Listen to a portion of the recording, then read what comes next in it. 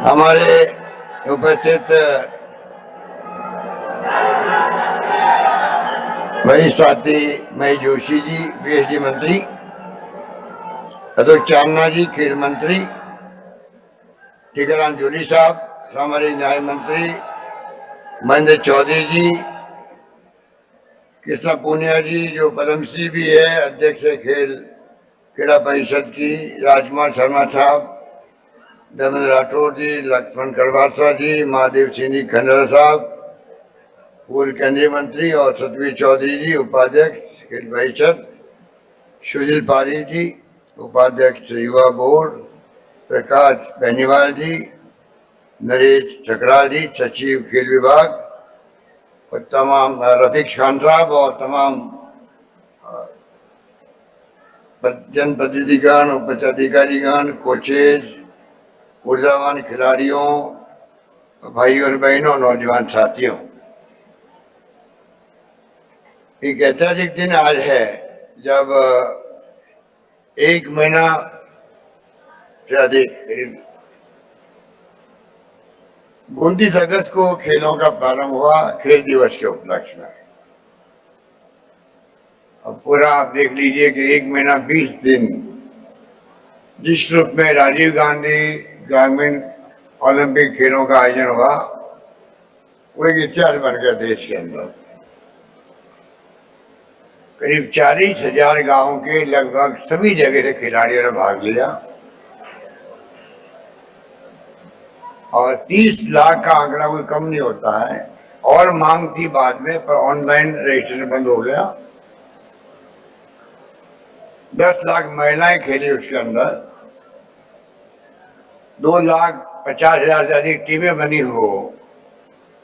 तो दो बातें, एक तो आयोजन करता जो है खेल परिषद, खेल विभाग, और साथ में जो अलग अलग विभाग थे, पंचायत राज सहित जिला प्रशासन, ऊपर से नीचे तक, और प्रदेशवासी जितने कोचेज थे, खिलाड़ी थे, अगर सबकी भागीदारी नहीं होती इतना बड़ा आयोजन मैं समझता हूँ असंभव होता। तो सबसे पहले मैं उन तमाम लोगों को जिन्होंने इस आयोजन को कामयाब करने में भागीदारी निभाई, उनका मैं हृदय से आभार व्यक्त करता हूँ, धन्यवाद देना चाहता हूँ। ये आयोजन कई मायने में बहुत महत्वपूर्ण है।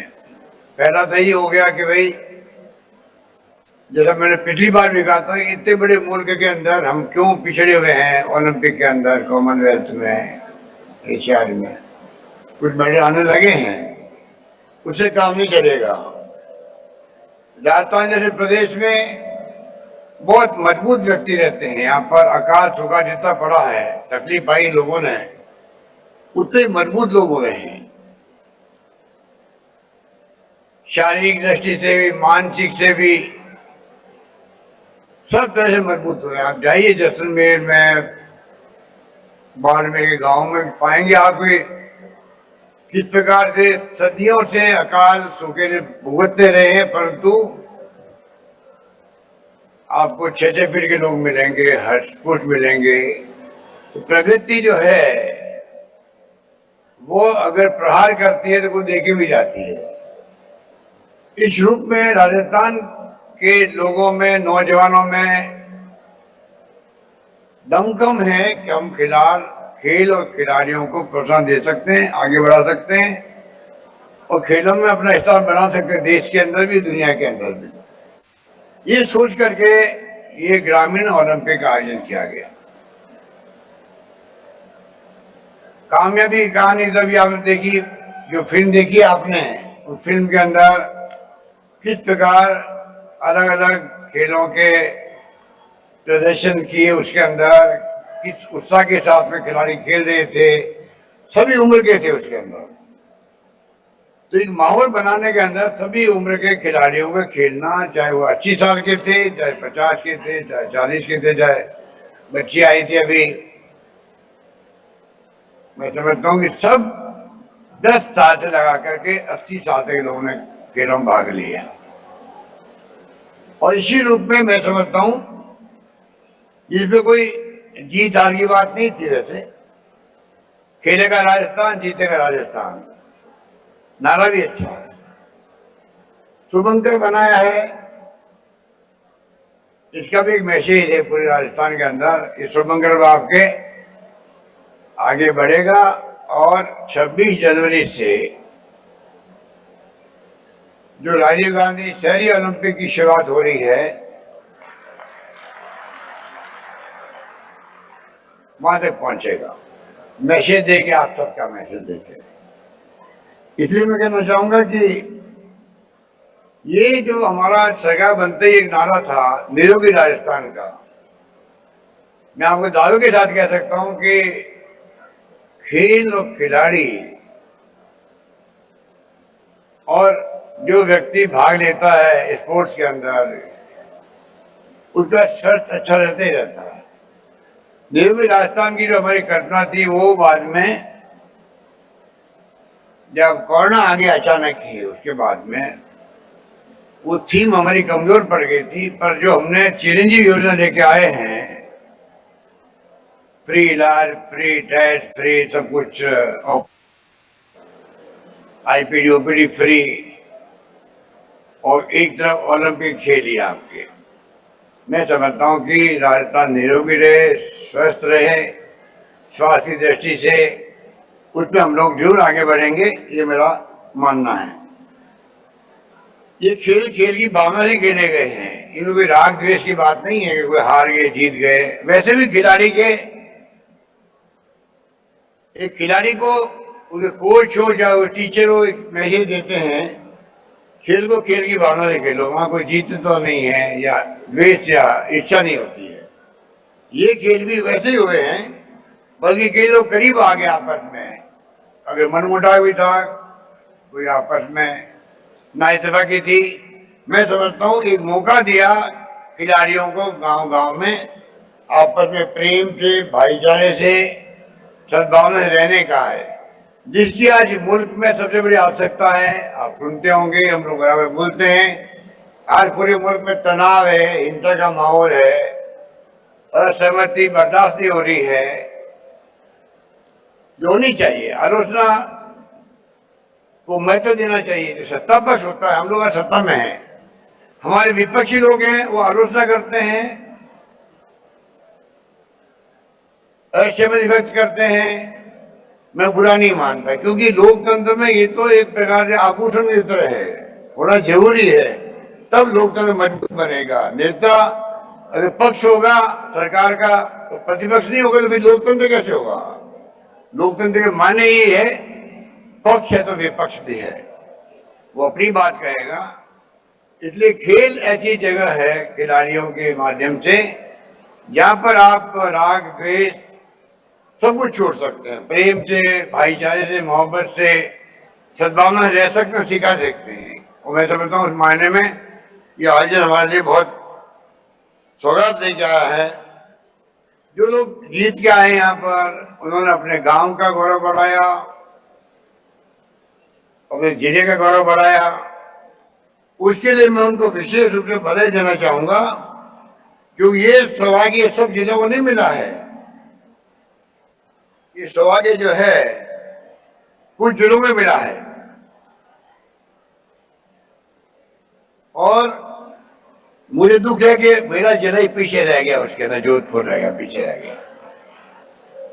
और इसका फायदा ये भी हुआ है कि आज जो सम्मान मिला टीमों को, मेरे पास लिस्ट है,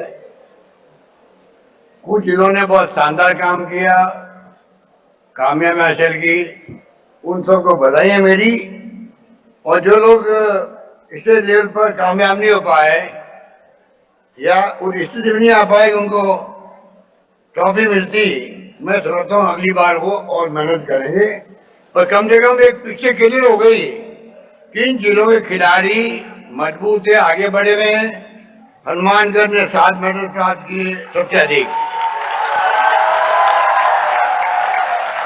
चूरू ने 4 मेडल प्राप्त किए, अजमेर ने 2, जयपुर ने 2, सीकर ने 2, बीकानेर ने 2, गंगानगर ने 2, नागौर ने 2, भीलवाड़ा ने एक, चित्तौड़गढ़ ने एक, बांसवाड़ा ने एक और जयपुर वापिस आ गया एक। बाकी जिले गायब है, मेरा जिला भी उसमें शामिल है। तो मैं चाहूंगा कम से कम ये जो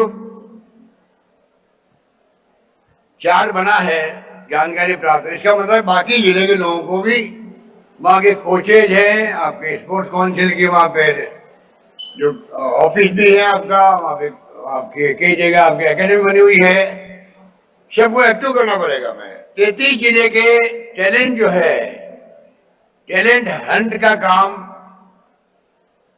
जो हमारी बड़ी कोर्स की होती है, पीटीआई की होती है, मैं समझता हूँ उनको करना चाहिए। जो खिलाड़ी मिले उनको जिसमें टैलेंट हो, उसका चयन कर लीजिए, नाम लिख दीजिए, और कैसे उसको सरकार सहायता कर सकती है, किस रूप में कर सकती है, उसके लिए हम कभी मना नहीं करेंगे, ये मैं आपको वादा करना चाहता हूं।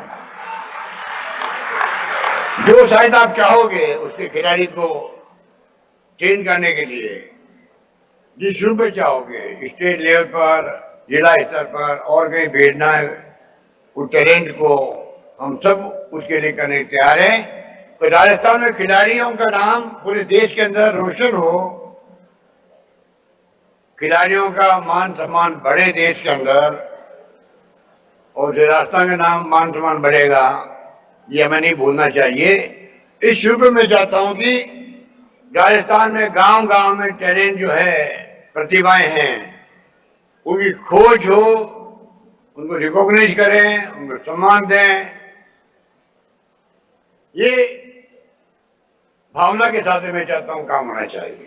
और इसीलिए मैंने कहा अगला बजट जो आएगा मेरा, इस बार किसानों को समर्पित था, वो हमने दुगना कर दिया बजट उनके लिए।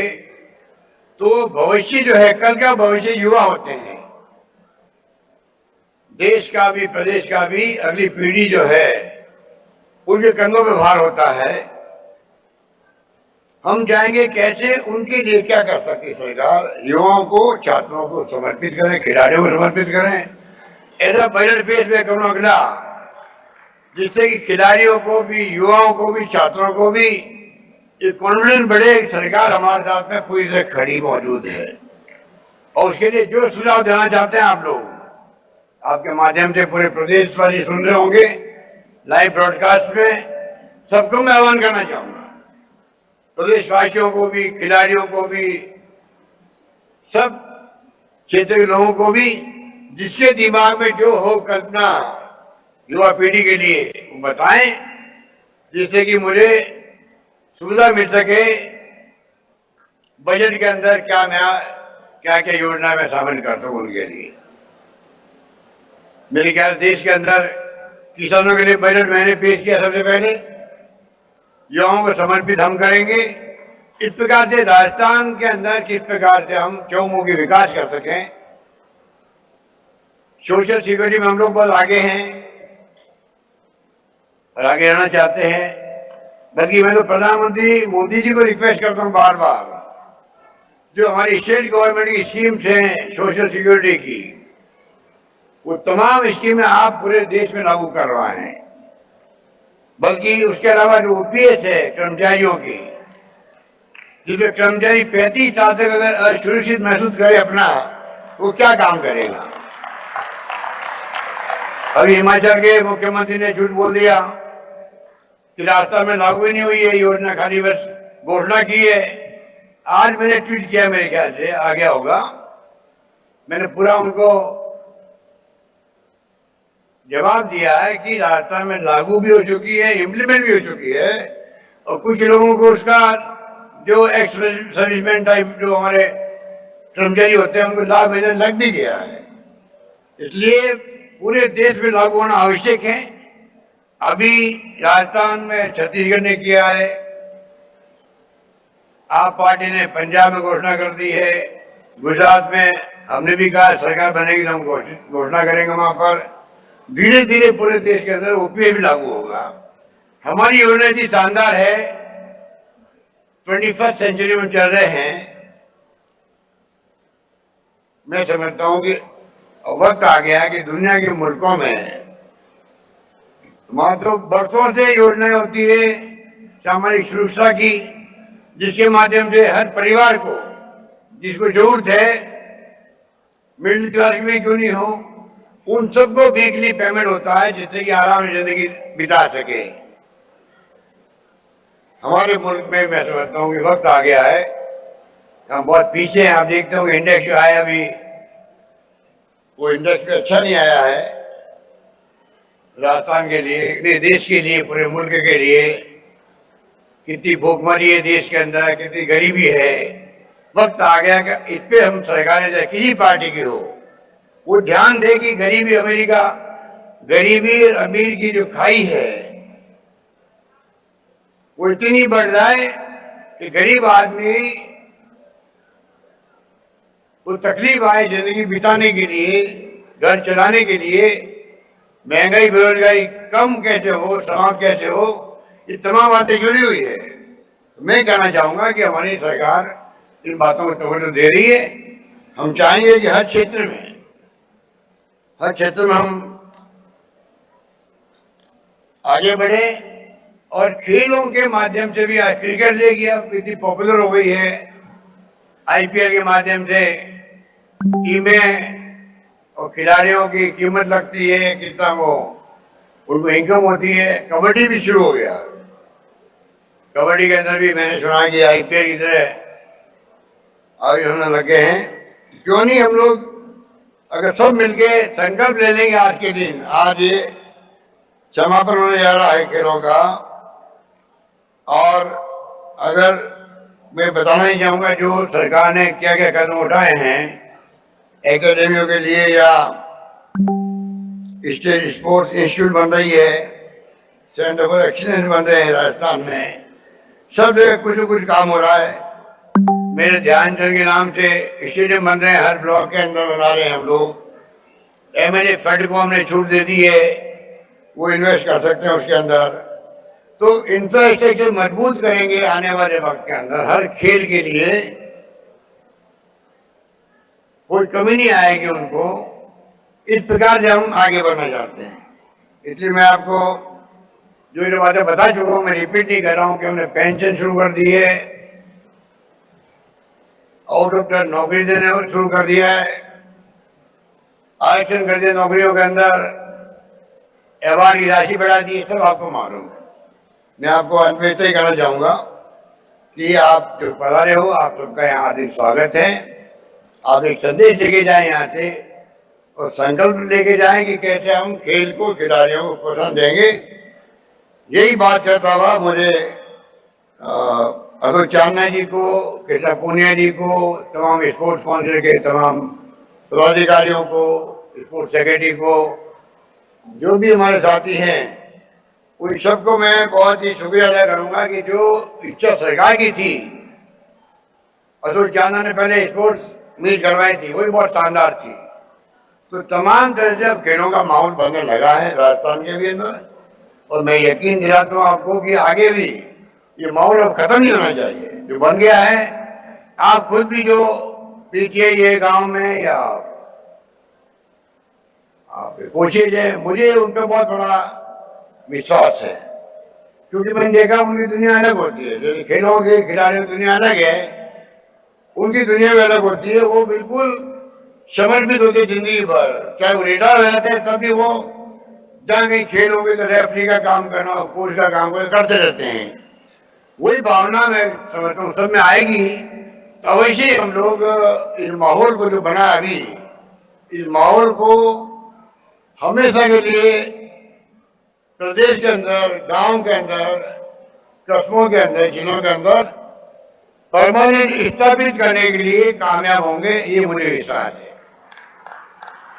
इन्हीं शब्दों के साथ मैं अपनी बात समाप्त करता हूं, और समापन की घोषणा करने के लिए मैं अशोक गहलोत, मुख्यमंत्री राजस्थान, राजीव गांधी ग्रामीण ओलंपिक खेलों के राज्य स्तरीय प्रतियोगिता 2022 के विधिवत समापन की घोषणा करता हूं।